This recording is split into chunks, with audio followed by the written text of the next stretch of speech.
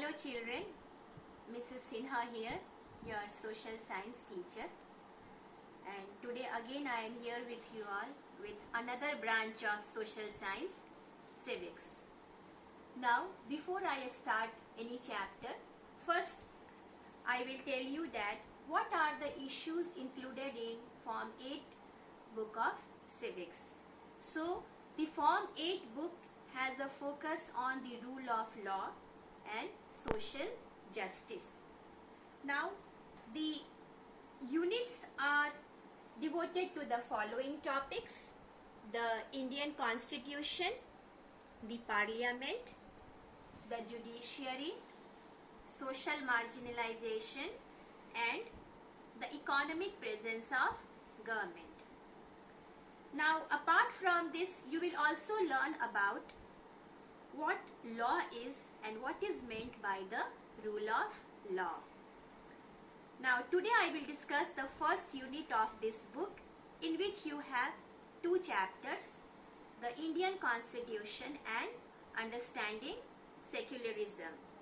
So let us start the chapter, the Indian Constitution, and the topics which we will cover in this chapter are a brief introduction to the preamble and the meaning of Constitution.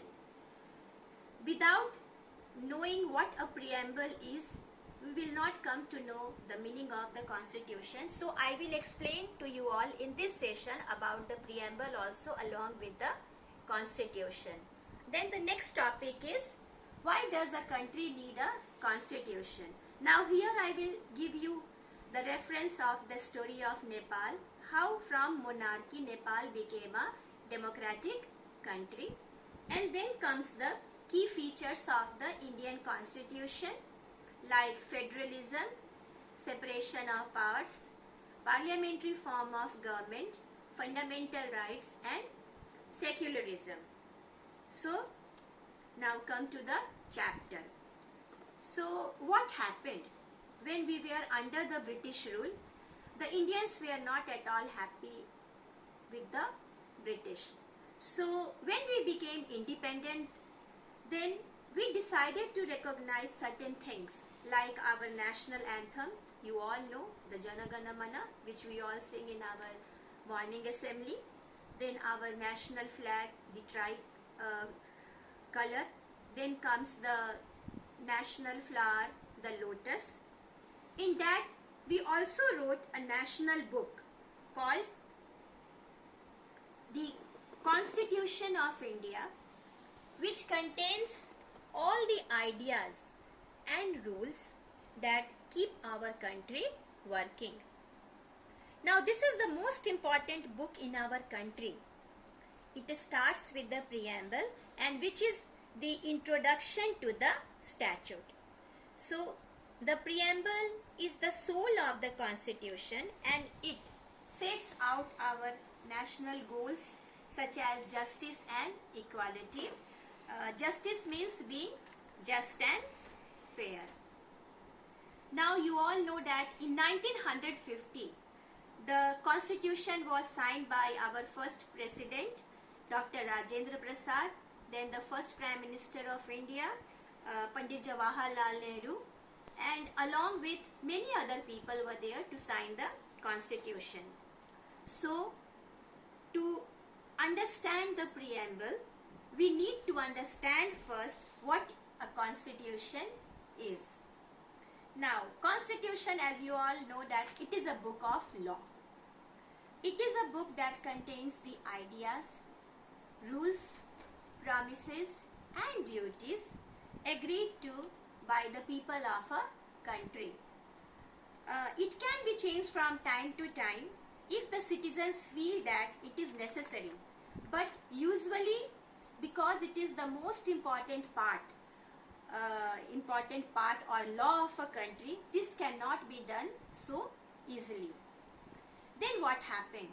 In 1947, as you all know, we became independent. So when India became independent from the British rule, then we decided that what kind of life we wanted for ourselves. Because under the British, we were not allowed to do what we wanted. Whatever things were imposed on us by the British, willingly or unwillingly, we had to do all those things. So when we became independent, then we decided that what kind of life we want for ourselves, then what rights and duties we should have. So we jotted our ideas together in the Constitution of India, and which begins with the preamble. So now let us go over to the preamble, and now I will try to explain the preamble to you all. So this is the Constitution of India, the preamble. The preamble of the Constitution of India is a brief introductory statement that sets out guidelines which guide people of the nation and to present the principles of the Constitution and to indicate the source from which the document derives its authority and meaning. Then the preamble can be referred as the preface, which highlights the entire Constitution. Preface means the introduction. So you must have seen the preamble on the very first page of your book. Then it was adopted on 26 November 1949 by the Constituent Assembly and came into effect on 26 January 1950, celebrated as the Republic Day in India. Now this is the preamble. So I will try to explain it in a very simpler words. The first line is, "We the people of India." This means that all the people in our country, including children, then having solemnly resolved to constitute India into a, now this line means that having taken a firm decision to make India sovereign. Now what is the meaning of sovereign? Sovereign means that we the citizens of the country can alone decide what we want to do and no other country can tell us what to do. It means that whatever we want to do for ourselves, we will decide. The people of other country or other country will not tell us that what we have to do. So that is sovereign. Then socialist. Socialist means that the people of a country should produce and share the country's wealth. That means whatever resources are there, it will be used by the people of the country. That means Indians. Then comes secular. Secular in India, we think of secular as meaning that the government should not prefer one religion to another. That is, all religions and beliefs should be respected equally and we should be free to practice the religion or belief of our choice. Now secularism is one of the key features of our Indian Constitution. So it means that we are free to choose our religion and we can practice any religion. That it also means that religion should not be taught as a subject in government schools and there should be no government religion. Then comes democratic republic. Now democracy is a word which means that in our country we are given the right to choose our government through the process of election. Then so here it means in a simpler way or in simpler words we can say that a government without a king or a queen, that is no monarchy, which is run by the people who are elected by the people for the good of the people.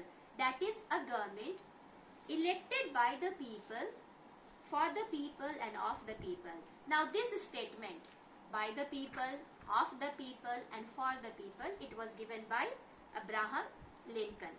Now we come to the next line, and to secure to all its citizens, which means that and to make sure that all its citizens get justice, social, economic and political. Now this line means that people should be treated fairly and honestly all matters. This includes first, whether people around you behave well towards you. Secondly, whether you are given an equal chance to earn your living. And thirdly, whether you can freely vote or be voted for. Next comes liberty of thought, expression, belief, faith and worship. Now, this line means that the freedom to do various things, including to speak and to write openly about what one thinks, to live where one likes, to be free to choose one's friends, to choose and practice one's religion or belief, to travel and to form groups, so long as one does not harm other people by doing so. Then comes equality of status and opportunity, which means that all citizens have to be treated in the same way, no matter what their religion, place of birth, race or caste may be, or whether they are men or women, poor or rich. That means all of them must be given a chance to improve their lives. Then the next line is, and to promote among them all fraternity, assuring the dignity of the individual and the unity and the integrity of the nation. Now, what does this line mean? This line means that all Indians should be encouraged to be like a family and take care of each other like brothers and sisters, despite their differences in languages, religions and cultures. This is unity in diversity, and which is needed to make India a strong nation. And the last line is, in our Constituent Assembly, this 26th day of November 1949, do hereby adopt, enact and give to ourselves this Constitution. This line means that in our Constituent Assembly on 26 November 1949, accept and give to ourselves this Constitution. So the whole preamble over here, when you will see that it has three components, that means three parts. The first part, that is we the people of India, starting from there till all its citizens, tells us about the nature of Indian states. Then comes the next line, the second part, that is justice, social, economic, till the unity of the nation, gives the idea of the objectives of the Constitution. And the third component shows the date, that is 26 November 1949. This shows the date of adoption of the Constitution. So this is all about preamble. Now let us look at how our Constitution came to be written. So on 9th December 1946, now just about 8 months before India became independent, there were a group of men and women from different parts of the country. They met in a hall in New Delhi, which is now known as the Central Hall of Parliament House, and all of them, they were there to discuss their ideas and write the Constitution. Because they had gathered or assembled to write the Constitution, they were called the Constituent Assembly. Now they had many meetings and discussions, and all of them came up with different ideas to put up into the Constitution. Now, writing or drafting a Constitution was a very special task. So it was very difficult for them that who will do the drafting or who will do the writing part of it. So ultimately what did they decide? So from among themselves, they chose a smaller group of people to do this writing and the drafting of the constitution. Then these people, they were headed by the chairman of the drafting committee, and you know the name of the chairman of the drafting committee, that is Dr. B.R. Ambedkar. Then after writing that, it took many days, years also to complete the constitution. So it took 2 years, 11 months and 17 days to fully discuss and write the constitution. So this is all about the preamble and the constitution. And now in my next part of this chapter, there I will discuss with you all that why do we need a constitution with reference to the story of Nepal. Thank you, children.